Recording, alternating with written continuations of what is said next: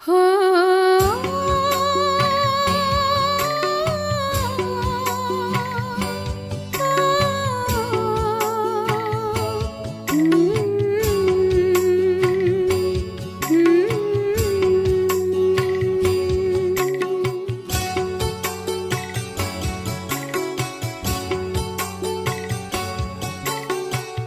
चले वतन की ओर डाल के प्रेम की डोर। हम चले वतन की ओर डाल के प्रेम की डोर। बाबा खींच रहा है आज सहज ही अपनी। ஓம் சாந்தி 4/5/1983 அவ்யக்த பாப்தாதாவின் மகா வாக்கியம். தலைப்பு: எப்பொழுதும் ஒரே வழி, ஒரே பாதையில் செல்வதினால் ஒரே சீரான நிலை. இன்று வதனத்தில் பாப்தாதா அனைத்து குழந்தைகளைப் பற்றி ஆன்மீக உரையாடல் செய்து கொண்டே புன்முறுவல் அளித்து கொண்டிருந்தார்கள். எந்த விஷயத்தின் மேல் புன்முறுவலிட்டு கொண்டிருந்தார்கள்? அனைத்து குழந்தைகளும் முக்தி, ஜீவன் முக்தியின் ஆஸ்தியை ஒரு நொடியில் பிராப்தி செய்ய முடியும் என்று உலகில் சவால் விடுகிறார்கள். இந்த சவால் விடுகிறீர்கள்தான் இல்லையா? அதேபோல் அனுபவத்தினால் பாருங்கள், தெய்வீக புத்தி ஒவ்வொரு பிராமணனுக்கும் பிறந்த நாளில் பரிசாக கிடைத்திருக்கிறது. பிராமணன் என்ற பெயர் சூட்டப்பட்டது. மேலும் தெய்வீக புத்தியின் இறை பரிசு பாப்தாதா மூலமாக கிடைத்தது. அந்த தெய்வீக புத்தியின் ஆதாரத்தினால் யோசியுங்கள். ஞானமும் ஒரு நொடிக்கானது. படைப்பவர் மற்றும் படைப்பு, தந்தை மற்றும் ஆஸ்தி, இதை தெரிந்து கொள்வது. யோகாவும் ஒரு நொடிக்கானது. நான் தந்தையின் குழந்தை, தந்தை என்னுடையவர். தெய்வீக குணங்கள் நிறைந்தவராக ஆவதும் ஒரு நொடிக்கான விஷயம். ஏனென்றால் எப்படிப்பட்ட ஜென்மமோ, எப்படிப்பட்ட குலமோ, அப்படியே தாரணையும், அதாவது வாழ்க்கை வாழும் முறையும் இயல்பாக மற்றும் சுலபமாக ஆகிவிடுகிறது. ஈஸ்வரிய குலம் என்றால் குணம், அதாவது தாரணைகளும் ஈஸ்வரியமாக இருக்கும் இல்லையா? பிராமண ஜென்மம் உயர்ந்ததிலும் உயர்ந்த ஜென்மம் என்றால் தாரணையும் உயர்ந்ததாக இருக்கும் இல்லையா? அதனால் தாரணையும் ஒரு நொடிக்கான விஷயமாகும். எப்படி தந்தையோ அப்படி குழந்தைகள். மேலும் சேவையும் ஒரு நொடிக்கான விஷயம். அனுபவி ஆகி, பொக்கிஷங்களின் அதிகாரி ஆகி தந்தையின் அறிமுகம் கொடுக்க வேண்டும். எது தன்னிடம் இருக்கிறதோ அதை மற்றவர்களுக்கு கொடுப்பது ஒரு நொடிக்கான மற்றும் சுலபமான விஷயம். எனவே ஒரு நொடிக்கான விஷயத்தில் இவ்வளவு காலம் இருந்து கொண்டே 2 மாதத்து பிராமணனாக இருந்தாலும் அல்லது நீண்ட காலத்து பிராமணனாக இருந்தாலும், பிராமணன் என்றால் ஒரு நொடியில் ஆஸ்தியின் அதிகாரி. ஒரு நொடியின் அதிகாரி பிறகு ஏன் அடிமையாகிவிடுகிறார்கள் என்பதை பார்த்து கொண்டிருந்தோம். தன்னுடைய அதிகார நிலை என்ற இருக்கையில் அமரத் தெரியாதா என்ன? சௌகரியமான இருக்கையை விட்டுவிட்டு குழப்பத்தின் அசௌகரியத்தில் ஏன் வருகிறீர்கள்? இருக்கையை ஏன் விட்டு விடுகிறீர்கள்? பிறகு அதில் அமருவதற்காக அடிக்கடி கஷ்டப்படுகிறீர்கள். இருக்கையில் இருந்து இறங்கினீர்கள் மற்றும் அனைத்து சக்திகளின் பிராப்தி சென்றுவிட்டது. உயர்ந்த இருக்கை, அதாவது ஸ்திதி நிலையில் நிலைத்திருப்பதினால் அதிகாரத்தன்மையின் அதிகாரம் இருக்கிறது. எப்பொழுது இருக்கையை விட்டு விடுகிறீர்கள் என்றால் அதிகாரம் எங்கிருந்து வரும்? இருக்கையிலிருந்து இறங்கி தன்னுடைய சக்திகளுக்கு கட்டளை இடுகிறீர்கள்.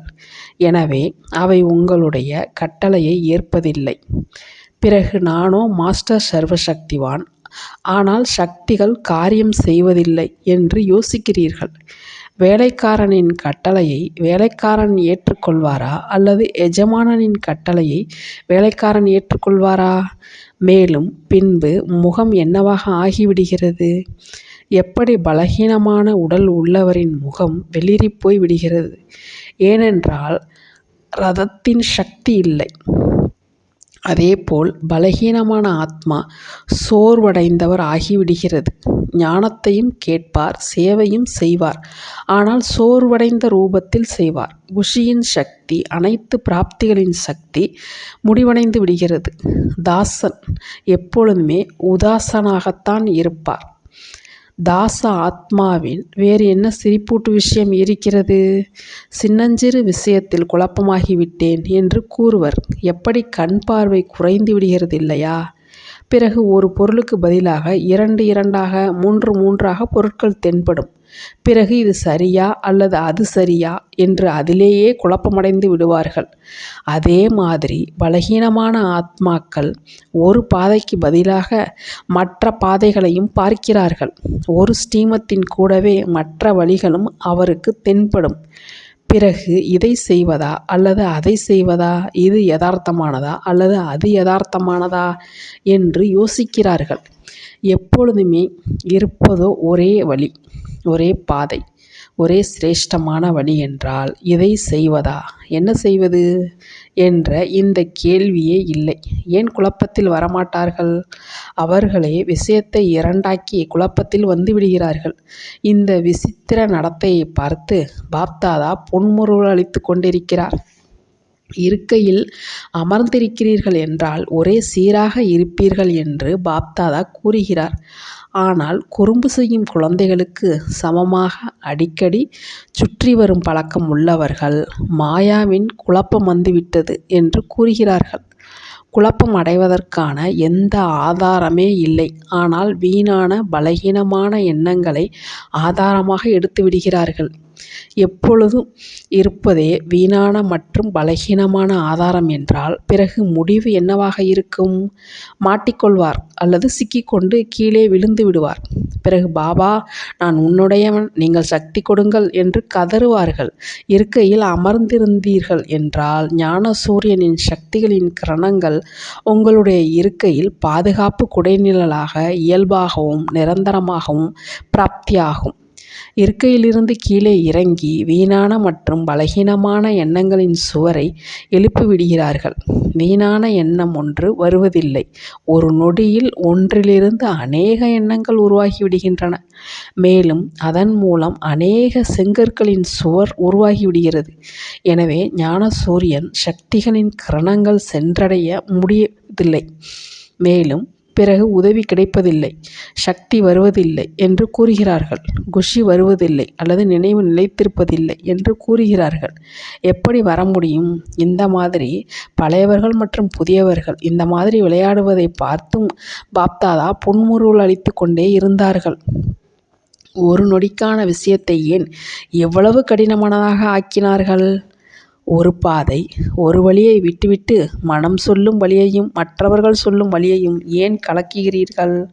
தன்னுடைய பலகீனத்தால் உருவாக்கப்பட்ட பாதை, அதாவது இந்த மாதிரியோ இருக்கத்தான் செய்யும், இந்த மாதிரியோ நடக்கத்தான் செய்யும் போன்ற இந்த பாதைகளை தானே உருவாக்கி பிறகு தானே உள்ளே நுழைந்து வெளியில் வந்து வரத் தெரியாத விளையாட்டில் வந்து விடுகிறார்கள். சென்றடைய வேண்டிய லட்சியத்திலிருந்து தூரமாகி விடுகிறார்கள். அந்த மாதிரி ஏன் செய்கிறீர்கள் அல்லது செய்வதில்லை, ஆனால் அப்படி ஆகிவிடுகிறது என்று யோசிக்கிறீர்கள். அப்படி ஏன் ஆகவும் செய்கிறது? நோயும் ஏன் வருகிறது? பத்தியத்தை கடைபிடிக்காமல் மீறுவதினால் மற்றும் பலகீனத்தினால் வருகிறது. அல்லது நோய் வந்துவிடுகிறது என்று கூறுவீர்களா? பலகீனமானவராக ஆகாதீர்கள். மரியாதைகளின் பத்தியத்திலிருந்து மற்றும் மரியாதைகளின் கோட்டிலிருந்து வெளியில் வராதீர்கள். இதுவரையிலும் இந்த விளையாட்டை விளையாட வேண்டுமா? உலக நன்மை செய்யும் காரியத்தின் பொறுப்பாளர்கள், இவ்வளவு பெரிய பதவி வகிப்பவர்கள் மேலும் இந்த குழந்தைகளின் விளையாட்டை விளையாடுகிறார்கள். இதுவும் எதுவரையில்? உலகத்தினர் அமைதி தூதுவர்கள் இப்பொழுதே வந்துவிட வேண்டும் என்று காத்து கொண்டிருக்கிறார்கள். என்னுடைய தேவன் என்மேல் அமைதியின் ஆசீர்வாதம் மற்றும் கிருபை செய்வதற்காக வந்துவிட வேண்டும். மிக சப்தமாக கத்தி கத்தி மணிகள் அடிக்கிறார்கள். சில நேரம் மோர்சிங்கும் வாசிக்கிறார்கள், முரசும் அடிக்கிறார்கள். வாருங்கள் வாருங்கள் என்று அழைக்கிறார்கள். அந்த மாதிரி தேவ ஆத்மாக்கள் ஒருவேளை தன்னுடைய குழந்தை பருவத்து விளையாட்டிலேயே இருந்தார்கள் என்றால் அவர்களுடைய கூக்குரலை எப்படி கேட்பார்கள்? எனவே அவர்களுடைய கூக்குரலை கேளுங்கள், மேலும் உபகாரம் செய்யுங்கள். புரிந்ததா? என்ன செய்ய வேண்டும் என்று? நல்லது. தந்தையும் நேரத்தின் கவனம் வைக்கிறார். நீங்கள் வைப்பதில்லை. அந்த மாதிரி எப்பொழுதும் சிரேஷ்ட ஞானம் நிறைந்தவர்களுக்கு, எப்பொழுதும் ஒரு வழி ஒரு பாதையில் செல்லக்கூடியவர்களுக்கு, ஒரே சீரான நிலையில் நிலைத்திருப்பவர்களுக்கு, எப்பொழுதும் ஒரு நொடியின் அதிகாரத்தை நினைவில் வைத்து சக்திசாலியான ஆத்மாவாக இருக்கக்கூடிய, வீணான எண்ணங்களின் விளையாட்டுகளுக்கு முடிவு கட்டி உலக நன்மை காரியத்தின் சிரேஷ்ட சேவாதாரி, அந்த மாதிரி மகான் ஆத்மாக்களாக இருப்பவரிலிருந்து தேவ ஆத்மாக்களாக ஆகுபவர்களுக்கு பாப்தாதாவின் அன்பு நினைவுகள் மற்றும் நமஸ்காரம். ஓம் சாந்தி. तो बच्चों को तो सर्विस करनी है। जो बाबा कहते हैं सबको ये बताओ कि देखो तुम्हारा एम एंड ऑब्जेक्ट ये है, एक गीता है बगैर, ये राजयोग है ना बच्चे। कैसे है राजयोग? बिल्कुल सहज है कि बाप को याद करो तो ये वैसा मिलेगा तुमको। ओम शांति।